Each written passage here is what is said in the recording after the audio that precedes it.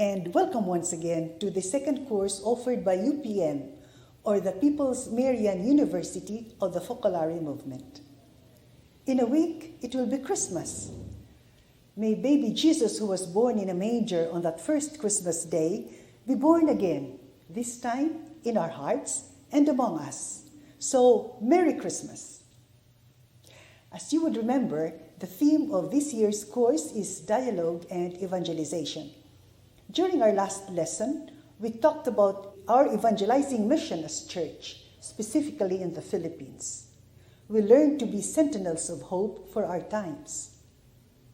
Today, we shall discuss dialogue and evangelization in the Encyclical Fratelli Tutti, and particularly in the part that deals with religions at the service of fraternity in our world. Why specifically that part? Let us ask Father Rolando Garcia to answer that question. Father Rolly is not a newcomer to UPM. He too was one of our professors last year. But for those who joined us only now, Father Rolando Garcia is a priest of the Archdiocese of Manila. At present, Father Rolly is a spiritual director at the San Carlos Seminary Philosophy Department, and he is also professor at the seminary's Graduate School of Theology. He is also an assistant secretary at the Apostolic Nunciature in Manila. In the Archdiocese of Manila, Father Rolly heads the Ministry on Biblical Apostolate. And together with the Daughters of St. Paul, he hosts the program Ang Biblia Ngayon over Radio Veritas on Sunday evenings. So ladies and gentlemen, please welcome Father Rolando Garcia. Good day. I am privileged to deliver to you today the lecture on Dialogue and Evangelization, a reflection on the 8th chapter of Fratelli Tutti. Our talk today is divided into 3 parts. The first is a short introduction on the Encyclical Fratelli Tutti and its place and significance in the magisterium of Pope Francis. The second part is a reflection on the 8th chapter of Fratelli Tutti, numbers 271 to 287. And the last part would be a reflection on dialogue, evangelization, especially interreligious dialogue, and the 500 years of Christianity in the Philippines. We begin with a short introduction on the Encyclical Fratelli Tutti and its place and significance in the magisterium of Pope Francis. Inspired by Saint Francis of Assisi, Pope Francis releases the third encyclical of his pontificate entitled Fratelli Tutti on October 3, 2020. The Holy Father describes it as a social encyclical which aims to promote a universal aspiration toward fraternity and social friendship. The encyclical proposes a way of life marked by the flavor of the gospel, calling us to love others as brothers and sisters, even when they are far from us, to open fraternity, to recognizing and loving every person with a love without borders, to encounter others in a way that can overcome all distance and every temptation to engage in disputes, impositions, or submissions. While Pope Francis was writing Fratelli Tutti, the COVID-19 pandemic broke out. This unexpected global health emergency has added significance and relevance to its message of solidarity and fraternity, since this health crisis has helped demonstrate that no one can face life in isolation, and that the time has truly come to dream then as a single human family in which we are brothers and sisters all. In the face of present-day attempts to eliminate or to ignore others, Fratelli Tutti is an invitation to respond to God's call with a new vision of fraternity and social friendship. The Holy Father hopes that in these times, we can contribute to the rebirth of a universal aspiration to fraternity by acknowledging the dignity of every human person. His invitation in these circumstances to think in new ways about our brothers and sisters is so timely. Pope Francis is giving us a roadmap for new ways, rooted in the gospel, calling the peoples of the world to recognize the dignity of every person, every people.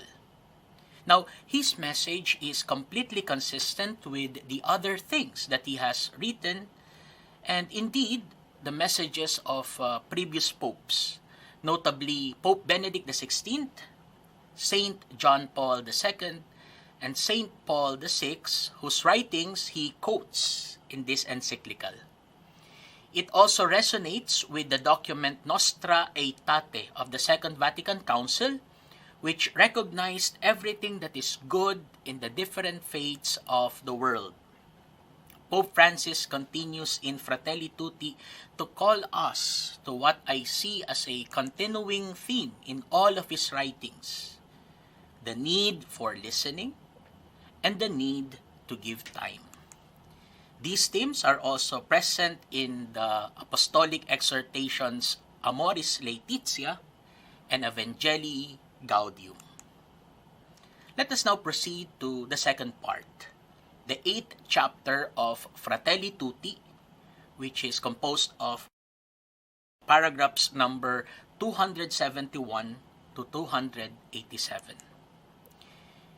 In the 8th and last chapter of this encyclical of Fratelli Tutti, entitled Religions at the Service of Fraternity in Our World, Pope Francis offers a hopeful outlook on the contribution of religions to human brotherhood and peace. It is important to note that what the Pope puts forward in the field of interreligious dialogue is not born only of a personal interest, agenda, or conviction, but as the head of the Catholic Church, he promotes a spirit of dialogue that is held important in the whole of Catholic tradition. These teachings and practices were already defined in a clear way during the Second Vatican Council with the document Nostra Aetate, or the Declaration of the Relation of the Church to Non-Christian Religions, which was proclaimed by Saint Pope Paul VI on October 28, 1965. There are two important points raised by Pope Francis in this chapter, namely, the conviction that all religions are in the service of fraternity, and an appeal for peace, justice, and fraternity. The first point, all religions are in the service of fraternity. The starting point is that believers of different religions should open up to God as the Father of all. They should join together before God as the truth which transcends the various religious interpretations. In this way, when we look for God with a sincere heart, we will meet fellow travelers who are also in search of God, without being entrenched in ideological principles. Seeking God helps us recognize one another as traveling companions, truly brothers and sisters. The world is in crisis today, says Pope Francis, because a kind of attempt to remove God from society has emerged. Purely secular and material interests have completely supplanted transcendent values. And the denial of religious freedom and freedom of conscience leaves humanity impoverished. The Church, therefore, has a public role to play in creating ways of promoting and encouraging human dignity and universal fraternity. In this way, the Church shows herself as a mother. She builds bridges, she breaks down walls, and she sows seeds of reconciliation.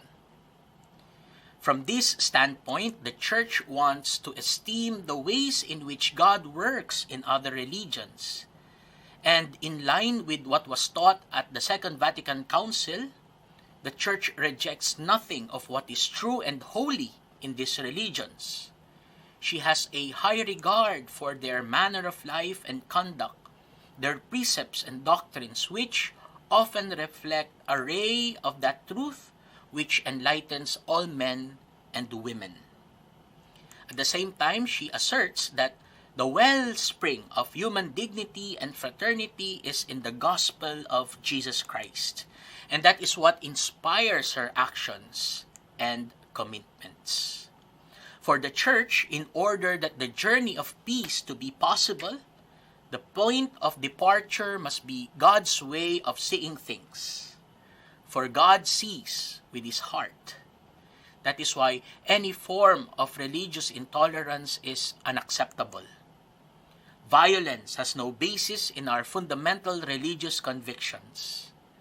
Religion can never be the cause of terrorism.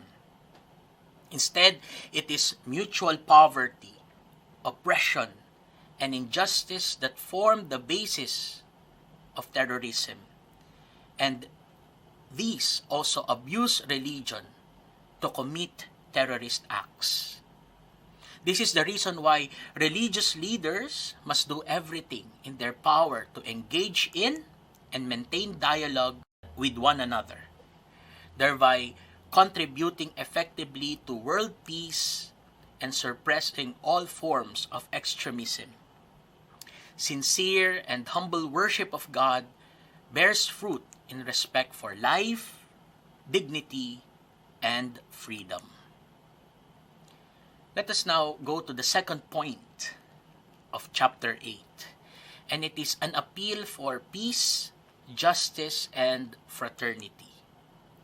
At the end of this chapter, Pope Francis quotes the document on human fraternity for world peace and living together, a document which he signed on February 4, 2019 in Abu Dhabi, along with the Grand Imam of Al-Azhar, Ahmad Al-Tayyib.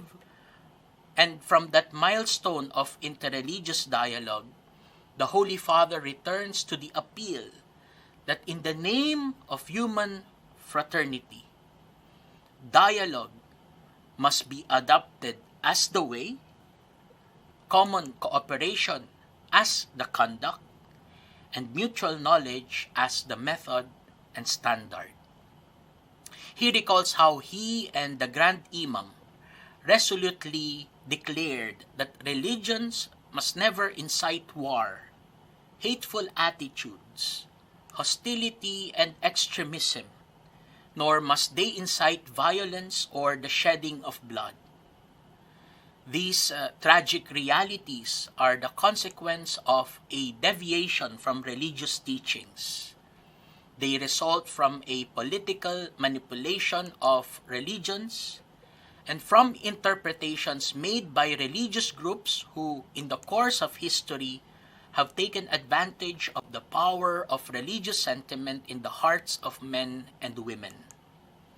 God the Almighty has no need to be defended by anyone and does not want his name to be used to terrorize people. We now proceed to the third and last chapter of this lecture. And this is about interreligious dialogue and the 500 years of Christianity in the Philippines.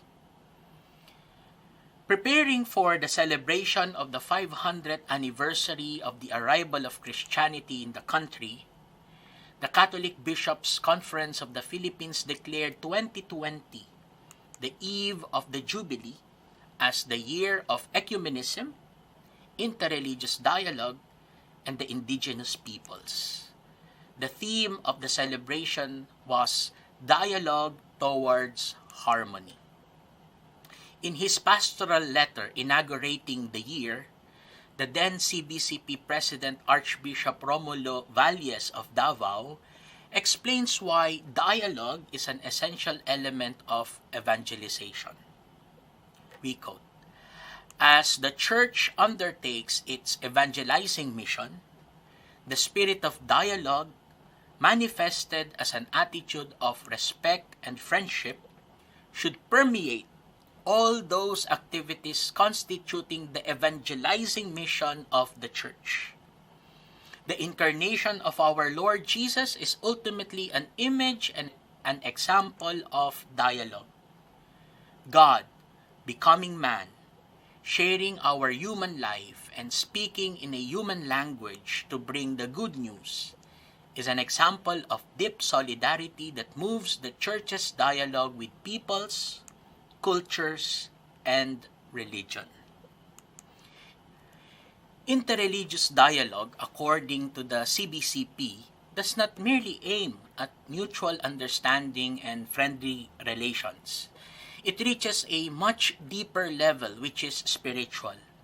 And in this dialogue of the Spirit, exchange and sharing consist in mutual witnessing to one's beliefs and a common exploration of one's respective religious convictions.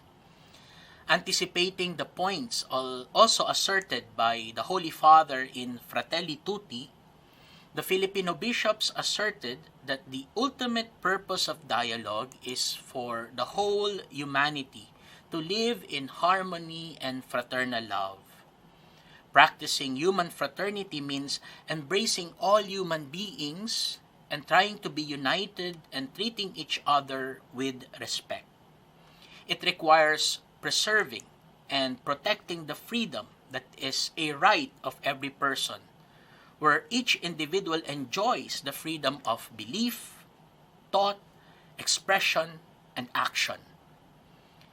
The bishops then proposed 4 forms of dialogue that can help achieve these goals. Number 1, the dialogue of life, where people strive to live in an open and neighborly spirit, sharing their joys and sorrows, their human problems and preoccupations. Number 2, the dialogue of action, in which Christians and others collaborate for the integral development of liberation of people. Number 3, the dialogue of theological exchange, where specialists seek to deepen their understanding of their respective religious heritages and to appreciate each other's spiritual values. And number 4, the dialogue of religious experience, where persons rooted in their own religious traditions share their spiritual riches, for instance, with regard to prayer and contemplation, faith, and ways of searching for God or the Absolute. The call to live in harmony, according to the bishops, asks us to love one another concretely. It calls us to respect each other with all our differences, to love our neighbor as ourselves, and to protect the rights and freedoms of all humanity. This is what it means to be Catholic. This is the way of the Church. This is what she has been contributing to Philippine society for the past 5 centuries. This is also her way of moving forward.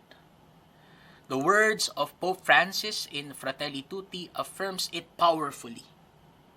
And I quote, "Called to take root in every place, the Church has been present for centuries throughout the world, for that is what it means to be Catholic." She can thus understand from her own experience of grace and sin the beauty of the invitation to universal love. Indeed, all things human are our concern. Wherever the councils of nations come together to establish the rights and duties of man, we are honored to be permitted to take our place among them. For many Christians, this journey of fraternity also has a mother, whose name is Mary. Having received this universal motherhood at the foot of the cross, she cares not only for Jesus, but also for the rest of her children. In the power of the risen Lord, she wants to give birth to a new world where all of us are brothers and sisters, where there is room for all those whom our societies discard, where justice and peace are resplendent. Let me end by proposing some points for further reflection. Number 1, if we are to love our neighbors as ourselves, do I make effort to know about my neighbor's religion? Number 2, knowing is not just an intellectual pursuit, but is a deep personal knowledge of the person. It means overcoming fear. What do I fear most about getting to know my neighbor? And number 3, if the goal of dialogue is to establish fraternity, peace, and harmony, how have I established these values within myself and thus become a person of authentic dialogue? So I leave you with these 3 points for further reflection. Thank you for your attention and have a good day. Thank you, Father Rolly. That meeting of Pope Francis with the Grand Imam of Al-Azhar was truly significant. Their common appeal to adopt dialogue as the way to human fraternity is in perfect harmony with Pope Francis' conviction that all religions are in the service of fraternity. Father Rolly will answer your questions at a Zoom meeting on January 30 next year. In the meantime, you may write your comments, observations, or even questions to upm1phils@gmail.com. I repeat, upm1phils@gmail.com, and we will get in touch with you. Thank you for being with us this evening. Our lessons are held every third Friday of the month at 7 o'clock in the evening. Our next appointment is on Friday, January 21, 2022, at the same time and in the same channel. Have a nice evening, and God be with you.